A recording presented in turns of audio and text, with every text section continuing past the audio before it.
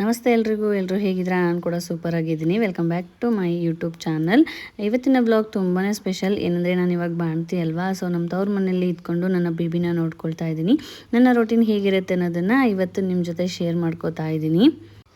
So ಎದ್ದ ತಕ್ಷಣವೇ ಮೊದಲಿಗೆ ಪಾಪು ಎದ್ಬಿಟ್ಟಿರ್ತಾನೆ. ಹಾಗಾಗಿ ಅವನಿಗೆ ಫೀಡ್ ಮಾಡಿ ಮತ್ತೆ ಮಲಗಿಸಿ ಹೊರಗಡೆ ಬರ್ತೀನಿ. ಸೊ ಅವನನ್ನು ಜೋಲಿಗೆ ಹಾಕಿದ ಮೇಲೆ ಹೊರಗಡೆ ಬಂದು ನೋಡ್ತಾ ಇದ್ದೆ. ನನ್ನ ತಂಗಿ ಆಲ್ರೆಡಿ ಕಸ ಹೊಡೆದು ನೆಲ ಒರೆಸ್ತಾ ಇದ್ಲು.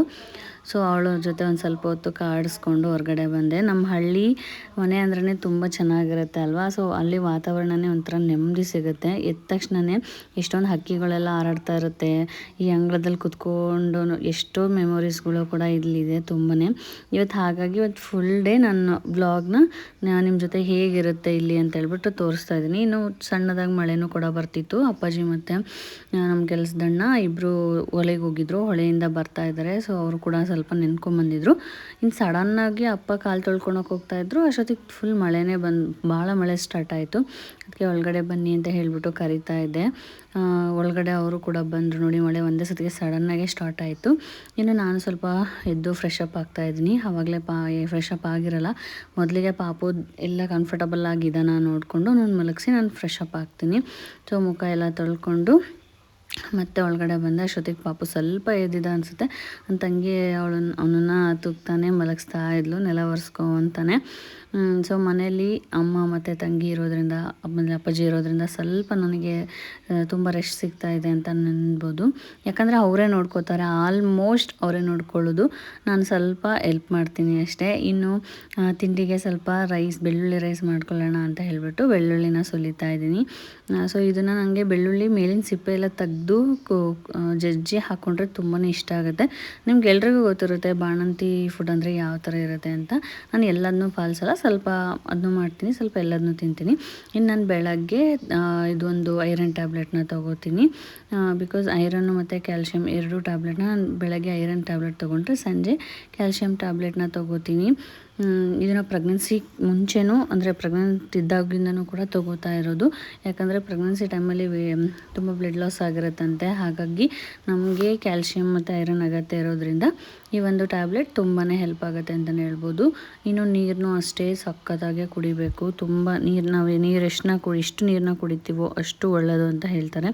ಅದಕ್ಕೋಸ್ಕರ ನಾನು ನೀರನ್ನ ತುಂಬಾ ಕುಡಿತಾ ಇರ್ತೀನಿ. ಇನ್ನೂ ಸ್ನಾನ ಮಾಡಬೇಕಲ್ವ, ಅದಕ್ಕೋಸ್ಕರ ಈ ಪೇಸ್ಟ್ನ ರೆಡಿ ಮಾಡ್ಕೋತಾ ಇರೋದು. ಇದನ್ನ ಆಲ್ರೆಡಿ ನಮ್ಮ ಪಪ್ಪ ಅಥವಾ ಅಮ್ಮನೋ ಅಪ್ಪಾಜಿನೋ ಇಬ್ಬರಲ್ಲಿ ಯಾರಾದರೂ ಒಬ್ಬರು ಬೇವಿನ ಸೊಪ್ಪನ್ನ ಹರ್ಕೊಂಬಂದು ಅದನ್ನು ಚೆನ್ನಾಗಿ ತೊಳೆದು ಮಿಕ್ಸಿ ಮಾಡಿ ಇಟ್ಟಿರ್ತಾರೆ. ನಾವು ಅದನ್ನು ಪ್ರತಿ ಸತಿನೂ ತೊಗೊಳ್ಬೇಕಾದ್ರೂ ಕೂಡ, ಅಂದರೆ ಸ್ನಾನ ಮಾಡೋದಕ್ಕಿಂತ ಮುಂಚೆ ಅದನ್ನು ಚೆನ್ನಾಗಿ ಕುದಿಸ್ಬಿಟ್ಟು ಅದು ಒಂದು ಬಿಸಿ ಅದಕ್ಕೆ ಬರುತ್ತಲ್ವ. ಸೊ ಚೆನ್ನಾಗಿ ಕುದ್ದ ತಕ್ಷಣ ಅದಕ್ಕೆ ಬಂದಮೇಲೆ ಅದನ್ನು ತೊಗೊಳ್ತೀವಿ. ಸೊ ಈ ಒಂದು ಬೇವಿನ ಸೊಪ್ಪು, ಅರಿಶಿನ ಮತ್ತು ಇದಕ್ಕೆ ಎಣ್ಣೆ ಹಾಕಿ ಮೈಗೆ ಹಚ್ಚೋದ್ರಿಂದ ಯಾವುದೇ ರೀತಿಯಾದಂಥ ಕಡ್ತಗಳು ಬರಲ್ಲ ಅಂತ ಹೇಳ್ತಾರೆ. ಅಂದರೆ ಬಾಣಂತಿ ಇದ್ದಾಗ ತುಂಬಾ ಈ ಉಗುರು ಸಂದಿಯಲ್ಲಿ ಅಥವಾ ಬೆರಳುಗಳ ಸಂದಿ, ಕಾಲುಗಳ ಸಂದಿಲೆಲ್ಲ ಕಡ್ತ ಬರುತ್ತೆ ಅಂತ ಹೇಳ್ತಾರೆ. ಸೊ ಆ ಇಚ್ಚಿಂಗೆಲ್ಲ ಹೋಗಲಿ ಅಂತ ಹೇಳ್ಬಿಟ್ಟು ಈ ಒಂದು ರೆಮಿಡಿನ ಮೊದಲಿಂದನೂ ಮಾಡ್ಕೊಂಡು ಬಂದಿದ್ದಾರೆ ನಮ್ಮ ಹಿರಿಯರೆಲ್ಲ. ಹಾಗಾಗಿ ಈ ಒಂದು ಸೊಪ್ಪನ್ನು ಯೂಸ್ ಮಾಡ್ತಾರೆ. ಯಾರ್ಯಾರ ಮನೆಯಲ್ಲಿ ಇದೇ ಥರ ಬಾಣಂತಿ ಇದ್ದಾಗ ಹಚ್ಕೊಂಡಿದ್ದೀರಾ ನಂಗೆ ಕಮೆಂಟ್ ಮುಖಾಂತರ ತಿಳಿಸಿ. ಇನ್ನು ಅದಕ್ಕೆ ಅರಿಶಿನೂ ಕೂಡ ಸಿಗುತ್ತೆ, ಬಾಣಂತಿ ಅರಿಶಿನ ಅಂತ ಹೇಳ್ಬಿಟ್ಟು. ಇದು ಸಖತ್ತಾಗಿರುತ್ತೆ. ಇದು ನೋಡಿ, ಇಷ್ಟೇ ಡಬ್ಬಿ ಇರುತ್ತೆ. 40 ರೂಪೀಸಿಗೆ ಇಷ್ಟು ಡಬ್ಬಿ ಸಿಗುತ್ತೆ. ನಾವಿದು ಆಲ್ರೆಡಿ ಒಂದು 3ನೇ ದಿನ ತಂದಿರೋದು. ಸೊ ಇದಕ್ಕೆ ನೀಟಾಗಿ ಅರಿಶಿನ ಹಾಕ್ಕೊಂಡು ಕಲಿಸ್ಕೊತೀವಿ. ಯಾಕಂದರೆ ನಾವು ಎಷ್ಟು ಚೆನ್ನಾಗಿರುತ್ತೆ ಈ ಅರಿಶಿನ ಅಂದರೆ ಏನು ಇಚ್ಚಿಂಗ್ ಆಗಲ್ಲ, ಬಟ್ ಕಲರ್ ಕೂಡ ಅದೇ ಥರನೇ ಬಿಟ್ಕೊಳ್ಳುತ್ತೆ ಮೈಗೆ. ಇನ್ನು ಅದಕ್ಕೆ ಕೊಬ್ಬರಿ ಎಣ್ಣೆನೂ ಕೂಡ ಮಿಕ್ಸ್ ಮಾಡ್ತಾ ಇರೋದಿಲ್ಲಿ. ಸೊ ಯಾವಾಗಲೂ ಇದನ್ನು ಅಮ್ಮನೇ ಮಾಡ್ತಾರೆ. ಒಂದೊಂದ್ಸರಿ ನಾನು ಮಾಡ್ತೀನಿ, ಒಂದೊಂದ್ಸರಿ ಅಮ್ಮನೂ ಕೂಡ ಮಾಡಿಟ್ಟಿರ್ತಾರೆ. ಅವ್ರೇನಾದ್ರು ಕೆಲಸ ಮಾಡ್ತಾಯಿದ್ರು ಅಂದರೆ ನಾನೇ ಮಾಡಿಟ್ಕೊಂಡಿರ್ತೀನಿ. ಇದನ್ನು ಹಚ್ಕೊಂಡು ಸ್ನಾನ ಮಾಡೋದ್ರಿಂದ ಒಂಥರ ಫ್ರೆಶ್ನೆಸ್ ಕೂಡ ಫೀಲ್ ಆಗುತ್ತೆ. ಆಮೇಲೆ ತುಂಬಾ ಬೆನಿಫಿಟ್ ಕೂಡ ಇದೆ ಅಲ್ವಾ. ಹಾಗಾಗಿ ನಾನು ಕೂಡ ಇದನ್ನು ಯೂಸ್ ಮಾಡ್ತೀನಿ. ಇದಾದಮೇಲೆ ಇವತ್ತು ಮಳೆ ಬರ್ತಿರೋದ್ರಿಂದ ಹೊರಗಡೆ ನೀರನ್ನ ಕಾಸಿರಲಿಲ್ಲ. ಅದಕ್ಕೋಸ್ಕರ ಗೀಝರ್ ನೀರನ್ನೇ ಆನ್ ಮಾಡಿಕೊಂಡೆ, ಸ್ನಾನ ಮಾಡಿಕೊಂಡೆ. ಇನ್ನು ಹೊರಗಡೆ ಬಂದು ನೋಡಿದೆ, ಅಮ್ಮ ಆಲ್ರೆಡಿ ಬೆಂಕಿ ಇಡ್ತಾಯಿದ್ರು ಮಳೆ ಸ್ವಲ್ಪ ನಿಂತಿದ್ರಿಂದ. ಇವತ್ತು ಒಳ್ಳೆ ಹಚ್ಚಲಿದ್ದಕ್ಕೆ ಬಾಣಲಿಲೆ ಬೆಂಕಿನ ಹಾಕಿಬಿಟ್ಟು ಬೆಂಕಿ ಇಡ್ತಾ ಇರೋದು. ಇನ್ನು ಪಾಪು ಕೂಡ ಮಲಗಿದ್ದ ಅಲ್ವಾ ನೋಡಿ, ನನ್ನ ತಂಗಿ ಆಲ್ರೆಡಿ ಅದಕ್ಕೆ ಸೊಳ್ಳೆ ಪರದೆನ ಹಾಕಿ ಮಲಗಿಸಿದ್ದಾಳೆ. ಇನ್ನು ಇದು ಹೇಳ್ಬೇಕು ಅಂದರೆ ಹೊಸ್ಲು ಅಂತ ಕರಿತೀವಿ ನಮ್ಮ ಕಡೆ ಎಲ್ಲ. ಬೆಂಕಿ ಕಾಸ್ಕೊಳ್ಳೋದಕ್ಕೋಸ್ಕರನೇ ಉರಿಯಿಂದ ಹೆಣ್ದಿರೋ ಅಂದರೆ ಹಗ್ಗದಿಂದ ಹೆಣೆದು ಮಾಡಿರ್ತಾರೆ. ಸೊ ಇದಕ್ಕೆ ಸ್ನಾನ ಮಾಡಿದ ತಕ್ಷಣವೇ ಬಂದ್ಬಿಟ್ಟು ಈ ಥರ ಮಲ್ಕೊಂಡು ತುಂಬ ಹೊಚ್ಕೊಂಡು ಬೆಂಕಿ ಕಾಸ್ಕೊಳ್ಳೋದು. ಸೊ ಮೈಯೆಲ್ಲ ತುಂಬಾ ಚೆನ್ನಾಗಿ ಬೆವರೆಲ್ಲ ಬರಬೇಕು ಅಷ್ಟು ನೀಟಾಗಿ ಕಾಸ್ತಾರೆ ನೋಡಿ ಗೈಸ್. ಕೆಳಗಡೆ ಬೆಂಕಿ ಎಷ್ಟಿದೆ ಅಂತ ಹೇಳ್ಬಿಟ್ಟು ಇದು ಬೆಂಕಿ ಕಾಸ್ಕೊಳ್ಳೋದ್ರಿಂದ ತುಂಬಾ ಉಪಯೋಗ ಇರುತ್ತೆ. ಮೈ ಕೂಡ ಕರಗುತ್ತೆ, ಹಾಗೆಯೇ ಮೈಯಲ್ಲಿ ಏನಾದರೂ ನೋವು, ಬೆನ್ನು ನೋವು ಅಥವಾ ಏನಾದರೂ ಇದ್ದರೆ ಕೂಡ ಹೋಗುತ್ತೆ ಅಂತ ಹೇಳ್ಬಿಟ್ಟು ಇದರಲ್ಲಿ ತಲೆನೂ ಕೂಡ ಒಣಗಿಸ್ತಾರೆ. ಸೊ ಅಮ್ಮ ತಲೆಯೆಲ್ಲ ಒಣಗಿಸಿ ಆಮೇಲೆ ಮೈಗೆಲ್ಲ ಬೆಂಕಿನ ಇಡ್ತಾಯಿದ್ರು. ಇದರಿಂದ ಫುಲ್ ತಲೆ ಒಣಗುತ್ತೆ ಅಂತ ಅಲ್ಲ, ನಾನು ಫುಲ್ ತಲೆ ಎಲ್ಲ ಒಣಗಿಸ್ಕೊಳ್ಳಲ್ಲ, ಸ್ವಲ್ಪ ಹೊತ್ತು ಕಾಯಿಸ್ಕೊಂಡು ಆಮೇಲೆ ನಾನು ಡ್ರೈಯರಲ್ಲಿ ಒಣಗಿಸ್ಕೊತೀನಿ. ಬಟ್ ಈ ಥರ ಕಾಸ್ಕೊಳ್ಳೋದ್ರಿಂದ ಕಿವಿ ಅದೆಲ್ಲ ತುಂಬ ಚೆನ್ನಾಗಿ ಒಂಥರ ಫೀಲ್ ಕೊಡುತ್ತೆ. ಸಖತ್ ನಿದ್ದೆ ಬರುತ್ತೆ ಗೈಸ್, ಅಷ್ಟು ಒಂಥರ ನೆಮ್ಮದಿ ಫೀಲ್ ಅನಿಸುತ್ತೆ. ಇದನ್ನು ಕಾಸ್ಕೊಂಡ್ರೆ ಬೆನ್ನು ನೋವು ಅಥವಾ ಸೊಂಟ ನೋವು ಏನೂ ಬರಲ್ಲ ಗೈಸ್. ಕಾಲು ಕೈ ಎಲ್ಲ ಕಾಸ್ಕೊತೀನಿ. ಆಮೇಲೆ ಶೀತನೂ ಕೂಡ ಆಗಲ್ಲ, ಯಾಕಂದರೆ ತಲೆಗೆ ಸ್ನಾನ ಮಾಡಿಸ್ತಾ ಇರ್ತಾರಲ್ವ, ಡೈಲಿ ತಲೆಗೆ ನೀರು ಹಾಕ್ತಿರ್ತಾರೆ, ಅದಕ್ಕೋಸ್ಕರ. ಇನ್ನಿಲ್ಲಿ ನೋಡಿ ಸ್ವಲ್ಪ ಅದೇ ಕೆಂಡದಲ್ಲಿ ಸ್ವಲ್ಪ ತೊಗೊಂಡು ಧೂಪ ಹಾಕೋದು ಪಾಪುಗೂ ಕೂಡ ಸ್ನಾನ ಮಾಡಿಸಿದ್ವಿ ಅಲ್ವಾ, ಹಾಗಾಗಿ ಧೂಪನ ಹಾಕ್ತಾ ಇದ್ದಾರೆ. ಸೊ ನಾವು ಕೆಲವೊಂದು ದಿವಸ ಸ್ವಲ್ಪ ಧೂಪ ಅಂದರೆ ಇದ್ರದ್ದು ಲೋಬನೂ ಕೂಡ ಹಾಕ್ತೀವಿ. ಹಾಗೆಯೇ ಬೆಳ್ಳುಳ್ಳಿ ಸಿಪ್ಪೆನೂ ಕೂಡ ಹಾಕಿ ಈ ಒಂದು ಹೊಗೆನ ತೊಗೋತೀವಿ ಅಂತಲೇ ಹೇಳ್ಬೋದು. ಈ ಥರ ಚೆನ್ನಾಗಿರುತ್ತೆ. ಇದೊಂದು ಸ್ಮೆಲ್ ನಂಗೆ ತುಂಬಾ ಇಷ್ಟ.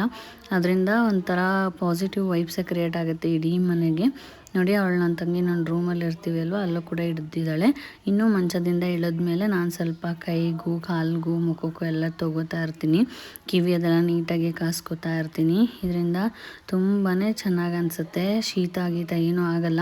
ಇನ್ನು ನನ್ನ ಬಾಣಂತನ ಬಂದಿರೋದು ಮಳೆಗಾಲದಲ್ಲಿ ಆಗಿರೋದ್ರಿಂದ ಇದು ತುಂಬಾ ಹೆಲ್ಪ್ ಆಗಿದೆ. ಅಥವಾ ಬೇಸಿಗೆಗಾಲದಲ್ಲಾದರೆ ಸ್ವಲ್ಪ ಹೀಟ್ ಅನ್ನಿಸ್ತಾ ಇತ್ತು. ಇನ್ನು ಇದಾದ ತಕ್ಷಣವೇ ಒಂದು ಫುಲ್ ಗ್ಲಾಸ್ ನಾನು ರವೆ ಗಂಜಿನ ಕುಡಿತೀನಿ. ಒಂದಿನ ರವೆ ಗಂಜಿ ಕುಡಿದ್ರೆ ಒಂದಿನ ಅಳವಿ ಬೀಜನ ಕುಡಿತೀನಿ. ಅಂದರೆ ಅಳವಿ ಬೀಜ ಇವತ್ತು ಸ್ವಲ್ಪ ಸಂಜೆ ಕುಡಿಯೋಣ ಅಂತ ಹೇಳ್ಬಿಟ್ಟು ಬಿಟ್ಬಿಟ್ಟಿದ್ದೆ. ಸೊ ಅದಕ್ಕೋಸ್ಕರ ರವೆ ಗಂಜಿನ ಕುಡಿತಾ ಇದ್ದೀನಿ. ಒಂದು ಫುಲ್ ಗ್ಲಾಸ್ ಕುಡ್ದಾದ್ಮೇಲೆ ನೆಕ್ಸ್ಟಿನ ಕೆಲಸ ನೋಡೋದು. ಇನ್ನು ನನ್ನ ತಂಗಿ ರೊಟ್ಟಿ ಮಾಡ್ತಾ ಇದ್ದಾಳೆ, ಅದನ್ನು ಕೂಡ ನೋಡ್ತಾ ಇದ್ದೀನಿ. ಸೊ ರೊಟ್ಟಿ ನೋಡಿ ಎಷ್ಟು ಚೆನ್ನಾಗಿ ಇದೆ, ಅಕ್ಕಿ ರೊಟ್ಟಿ. ನನಗಂತೂ ನೋಡಿದ್ರೆ ತಿನ್ನಬೇಕು ಅನಿಸ್ಬಿಡುತ್ತೆ. ಸೊ ಇಷ್ಟು ದಿನ ರೊಟ್ಟಿ ಅದೆಲ್ಲ ತಿಂತಾ ಇರಲಿಲ್ಲ, ಇವಾಗ 2 ತಿಂಗಳಾಯ್ತಲ್ವ, ಹಾಗಾಗಿ ಒಂದೊಂದೇ ರೊಟ್ಟಿ ಕೊಡ್ತಾ ಇದ್ದಾರೆ. ಸೊ ಹಾಗಾಗಿ ಇವತ್ತು ರೊಟ್ಟಿ ತಿನ್ನೋಣ ಅಂತ ಹೇಳ್ಬಿಟ್ಟು ರೊಟ್ಟಿನ ಮಾಡಿಸ್ಕೊತಾ ಇದ್ದೆ. ಇನ್ನೂ ಪಲ್ಯನೂ ಕೂಡ ರೆಡಿಯಾಗಿತ್ತು. ಪಲ್ಯ ಸಾಂಬಾರು ಎಲ್ಲ ರೆಡಿಯಾಗಿತ್ತು. ಇನ್ನು ಪಲ್ಯ ಅಂತೂ ಮೆಂತ್ಯ ಸೊಪ್ಪಿನ ಪಲ್ಯ ಮಾಡಿದ್ಲು, ನನ್ನ ತಂಗಿನೇ ಮಾಡಿರೋದಿದೆಲ್ಲ ಇವತ್ತು. ಮೆಂತ್ಯ ಸೊಪ್ಪು ಮತ್ತು ಬೇಳೆ ಹಾಕಿ ಚೆನ್ನಾಗಿ ಪಲ್ಯ ಮಾಡಿದ್ಲು, ತುಂಬಾ ಸಖತ್ತಾಗಿತ್ತು ಗೈಸ್. ಇನ್ನೂ ಸಾಂಬಾರು ಕೂಡ ಇತ್ತು. ಇನ್ನು ಈ ಚಟ್ನಿ ಪುಡಿ ನನಗೋಸ್ಕರನೇ ಬೆಳ್ಳುಳ್ಳಿಯಿಂದ ಮಾಡಿರೋದು. ತುಪ್ಪದಲ್ಲಿ ಒಗ್ಗರಣೆ ಹಾಕಿ ಕೊಡ್ತಾರೆ ನಂಗೆ ಪಲ್ಯಕ್ಕೆಲ್ಲ. ಇನ್ನು ಇವತ್ತಿನ ಊಟ ಇದಿಷ್ಟು. ಸದ್ಯಕ್ಕೆ ಇಷ್ಟು ಊಟನೂ ಮಾಡ್ತೀನಿ ನಾನು. ಆಮೇಲೆ ಪಾಪು ಎದ್ಬಿಟ್ಟ, ಹಾಗಾಗಿ ಅಮ್ಮ ಪಾಪುನ ನೋಡ್ಕೋತಾ ಇದ್ದಾರೆ. ಅವನು ಕೂಡ ಎದ್ದು ಅಳ್ತಾ ಇರಲಿಲ್ಲ, ಸುಮ್ಮನೆ ಆ ಥರ ಆಟಾಡ್ತಾ ಇರ್ತಾನಲ್ವ, ಅವನಿಗೋಸ್ಕರ ಅಮ್ಮ ಈ ಥರ ದಬ್ಬ ಹಾಕ್ಕೊಂಡು ಮಾತಾಡಿಸ್ತಾ ಇರ್ತಾರೆ. ಅವನಿಗೆ ಈ ಥರ ಮಾತಾಡ್ಸೋದ್ರಿಂದ ತುಂಬಾ ಖುಷಿಯಾಗಿ ಆಟ ಆಡ್ತಾನೆ. ಅದಕ್ಕೋಸ್ಕರ ಅಮ್ಮ ಯಾವಾಗಲೂ ಈ ಥರ ಹಾಕ್ಕೊಂಡು ಆಟಾಡಿಸ್ತಾನೇ ಇರ್ತಾರೆ. ಇನ್ನು ಪಾಪು ಯಾವ ಥರ ಮಲಗ್ತಾನೆ ಅಥವಾ ಯಾವ ಥರ ಎಷ್ಟೊತ್ತಿಗೆ ಎದ್ದೇಳ್ತಾನೆ, ತುಂಬ ಕಿರಿಕಿರಿ ಮಾಡ್ತಾನೆ ಅಂದರೆ ಹೌದು, ಸ್ವಲ್ಪ ಕಿರಿಕಿರಿ ಮಾಡ್ತಾನೆ, ಬಟ್ ಮಲಗ್ತಾನೆ ಆಲ್ಮೋಸ್ಟು. ನಾವು ಅದಕ್ಕೂ ಅವನಿಗೆ ನಾವು ಯಾವ ಥರ ಮಾಡ್ತೀವೋ ಆ ಥರ ಹಗಲೆಲ್ಲ ಮಲಗಿಸಿದ್ರೆ ನೈಟ್ ಮಲಗಲ್ಲ. ಸೊ ಹಾಗಾಗಿ ನಾವು ಡೇ ಟೈಮು ಸ್ವಲ್ಪ ಮಲಗೋದು ಕಡಿಮೆ ಮಾಡಿಸ್ತೀವಿ, ಹಾಗಾಗಿ ನೈಟ್ ಚೆನ್ನಾಗಿ ನಿದ್ದೆ ಮಾಡ್ತಾನೆ ಅಂತ ಹೇಳಿ. ನಮಗೇನು ಅಷ್ಟು ಮೊದಲಿಗೆಲ್ಲ ತುಂಬಾ ಹೆವಿ ಕಷ್ಟ ಅನಿಸೋದು, ಯಾಕಂದರೆ ಮಲಗೋಕ್ಕೆ ಟೈಮೇ ಸಿಗ್ತಾ ಇರಲಿಲ್ಲ. ಬಟ್ ಇವಾಗ ಸ್ವಲ್ಪ ಆರಾಮಾಗಿ ಮಲಗ್ತಿದ್ದಾನಲ್ವ, ಹಾಗಾಗಿ ನಾವು ಕೂಡ ಆರಾಮಾಗಿ ರೆಸ್ಟ್ನ ತೊಗೋತಾ ಇದ್ದೀವಿ ಅಂತಲೇ ಹೇಳ್ಬೋದು. ಆವಾಗ ತುಂಬ ಆಟಾಡ್ತಾ ಇರಲಿಲ್ಲ, ಇವಾಗ ಸ್ವಲ್ಪ ಹೊತ್ತು ಕೈ ಬಿಟ್ಟು ಆಟಾಡ್ತಾನೆ ಕೆಳಗಡೆ ಹಾಕಿದಾಗ. ಒಂಥರ ಚೆನ್ನಾಗಿ ಅನಿಸ್ತು ಇತ್ತು. ಆಮೇಲೆ ದಿನದಲ್ಲಿ ನನಗೆ ಈ ಒಂದು ಟೈಮ್ ತುಂಬಾ ಇಷ್ಟ, ಯಾಕಂದರೆ ಫೇವ್ರೆಟ್ ಟೈಮ್ ಅಂತಲೇ ಹೇಳ್ಬೋದು. ಪಾಪು ಜೊತೆ ಅಮ್ಮ, ನಾನು, ಪಾಪು ಮೂವರು ಸೇರ್ಕೊಂಡು ಆಟಾಡ್ತಾ ಇರ್ತೀವಿ. ಅದೊಂಥರ ಚೆನ್ನಾಗಿ ಅನಿಸುತ್ತೆ. ಅದಾದಮೇಲೆ ಈ ಒಂದು ಬಟ್ಟೆ ಇರುತ್ತಲ್ವ, ಸೊ ಪಾಪುದು ಬಟ್ಟೆಗಳ್ನೆಲ್ಲ ಮರ್ಚಿಡೋದು ಒಂಥರ ನನಗೆ ಖುಷಿ ಅನಿಸುತ್ತೆ. ಆ ಚಿಕ್ಕ ಚಿಕ್ಕ ಬಟ್ಟೆಗಳ್ನ ನೋಡ್ತಾ ಇದ್ದರೆ ಒಂಥರ ಏನೋ ಒಂಥರ ಸ್ಪೆಷಲ್ ಫೀಲ್ ಅನಿಸುತ್ತೆ. ನಿನ್ನೆ ಮೊನ್ನೆ ಏನೋ ಬೇಬಿ ಹುಟ್ಟಿದಾಗ ಅನಿಸುತ್ತೆ, ಆದರೆ ಈಗ ನೋಡಿದ್ರೆ ದಿನದಿಂದ ದಿನ ಚೇಂಜ್ ಆಗ್ತಾ ಇದ್ದಾನೆ ಪಾಪು. ಸೊ ಅವಾಗೆಲ್ಲ ದೊಡ್ಡದಾಗ್ತಿದ್ದಿದ್ದು ಬಟ್ಟೆಗಳೆಲ್ಲ ಇವಾಗ ಚಿಕ್ಕ ಚಿಕ್ಕದಾಗ್ತಾ ಇದೆ ಪಾಪುಗೆ. ಅವ್ನು ನೋಡ್ತಾ ಇದ್ದರೆ ಟೈಮ್ ಹೋಗೋದೇ ಗೊತ್ತಾಗ್ತಿಲ್ಲ. ಅದು ಹೆಂಗೆ ಎರಡು ತಿಂಗಳು ಕಳೆದ್ವಿ ಅಂತಲೇ ಗೊತ್ತಾಗ್ತಾ ಇಲ್ಲ. ಬೇಬಿ ಸ್ವಲ್ಪ ಮಲಗಿರ್ತಾನಲ್ವ, ಆವಾಗಲೇ ಸ್ವಲ್ಪ ರೂಮೆಲ್ಲ ಕ್ಲೀನ್ ಮಾಡ್ಕೊಂಡು ಬಿಡ್ತೀನಿ. ಬೇಬಿ ಬಟ್ಟೆ ಇದ್ದರೆ ಅವೆಲ್ಲನೂ ಕೂಡ ತುಂಬ ಚಿಕ್ಕ ಚಿಕ್ಕ ಬಟ್ಟೆಗಳು ಇರ್ತಾವಲ್ವ, ಅವನ್ನೆಲ್ಲ ಫೋಲ್ಡ್ ಮಾಡ್ಕೊತ ಟೈಮ್ನ ಸ್ಪೆಂಡ್ ಮಾಡ್ತೀನಿ. ತುಂಬ ದೊಡ್ಡ ದೊಡ್ಡ ಕೆಲಸ ಎಲ್ಲ ಮಾಡೋಕ್ಕೆ ಹೋಗಲ್ಲ. ಈ ಥರ ಚಿಕ್ಕ ಪುಟ್ಟ ಕೆಲಸಗಳನ್ನ ಮಾತ್ರ ನಾನು ಮಾಡೋದು. ಯಾಕಂದರೆ ನನಗೂ ಅಷ್ಟಾಗಿ ದೊಡ್ಡ ದೊಡ್ಡ ಕೆಲಸ ಮಾಡ್ಲಿಕ್ಕೆ ಬಿಡಲ್ಲ ಮನೇಲಿ. ಆರಾಮಾಗಿರು, ರೆಸ್ಟ್ ಮಾಡು ಅಂತ ಹೇಳ್ತಾರೆ. ನನಗೂ ಕೂಡ ಈ ಟೈಮಲ್ಲಿ ರೆಸ್ಟ್ ಬೇಕಾಗಿರೋದ್ರಿಂದ ನಾನು ಕೂಡ ಆರಾಮಾಗಿ ರೆಸ್ಟ್ ಮಾಡ್ತೀನಿ ಅಂತಲೇ ಹೇಳ್ಬೋದು. ಇನ್ನು ಕೆಲವೊಂದು ಟೈಮಲ್ಲಿ ಎಲ್ಲ ಕೆಲಸನೂ ಒಟ್ಟಿಗೆ ಮಾಡೋಕ್ಕಾಗಲ್ದಾಗ ಸ್ವಲ್ಪ ಸ್ವಲ್ಪ ಸ್ಪ್ಲಿಟ್ ಮಾಡಿಕೊಂಡು ಮಾಡ್ತೀನಿ. ಇವಾಗಂತೂ ತವ್ರ ಮನೇಲಿರೋದ್ರಿಂದ ಆರಾಮಾಗಿ ಮನೆಯಲ್ಲಿ ಎಲ್ಲ ಕೆಲಸನೂ ಅವರೇ ಮಾಡ್ತಾರೆ. ನಾನು ನನ್ನ ಮಗುನ ನೋಡ್ಕೋತಾ ಇರ್ತೀನಿ ಅಷ್ಟೇ. ಇನ್ನು ಈ ಥರ ಚಿಕ್ಕ ಚಿಕ್ಕ ಬಟ್ಟೆಗಳ್ನೆಲ್ಲ ತಗೊಂಡು ಮಾಡಿಸ್ಬೇಕಾದ್ರೆ ಒಂಥರ ಫೀಲ್ ಆಗುತ್ತೆ. ಇನ್ನು ಅವಾಗೆಲ್ಲ ನನ್ನ ಟೈಮು ನನ್ನ ಸೆಲ್ಫ್ ಕೇರ್ ಅಂತ ಇತ್ತು. ಇವಾಗ ಆ ಥರ ಏನೂ ಇಲ್ಲ, ಎಲ್ಲ ಬೇಬಿ ಟೈಮೇ. ಬೇಬಿ ಯಾವಾಗ ಮಲಗ್ತಾನೋ ಆವಾಗ ನಾವು ಆ ಟೈಮ್ನ ಯೂಟಿಲೈಸ್ ಮಾಡ್ಕೋತೀನಿ. ಇನ್ನು ಸ್ವಲ್ಪ ಹೊತ್ತಾಯಿತು, ಹೊಟ್ಟೆ ಹಶ್ವಾಗ್ತಾಯಿತ್ತು, ಅದಕ್ಕೋಸ್ಕರ ನನ್ನ ತಂಗಿ ಟೀ ಮತ್ತು ಬ್ರೆಡ್ನ ಕೊಟ್ಟಳು. ಅದನ್ನು ಕೂಡ ನಾನು ಇಲ್ಲಿ ತೊಗೋತಾ ಇದ್ದೀನಿ. ಯಾಕಂದರೆ ಸ್ವಲ್ಪ ಬೇಗನೆ ಹೊಟ್ಟೆ ಹಸಿವಾಗ್ಬಿಡುತ್ತೆ ಇತ್ತೀಚೆಗೆ ಯಾಕೋ. ಅಂದರೆ ಸ್ವಲ್ಪ ಹೊತ್ತು ಊಟ ಮಾಡಿ ಸ್ವಲ್ಪ ಹೊತ್ತು ಅನ್ನೋಷ್ಟೊತ್ತಿಗೆ ಆಲ್ರೆಡಿ ತುಂಬಾ ಹೊಟ್ಟೆ ಹಸಿವು ಅನಿಸ್ಬಿಡುತ್ತೆ. ಅದಕ್ಕೋಸ್ಕರ ಈ ಥರ ಸಣ್ಣ ಸಣ್ಣ ಬ್ರೇಕ್ಗಳನ್ನ ತೊಗೋತಾ ಇರ್ತೀನಿ.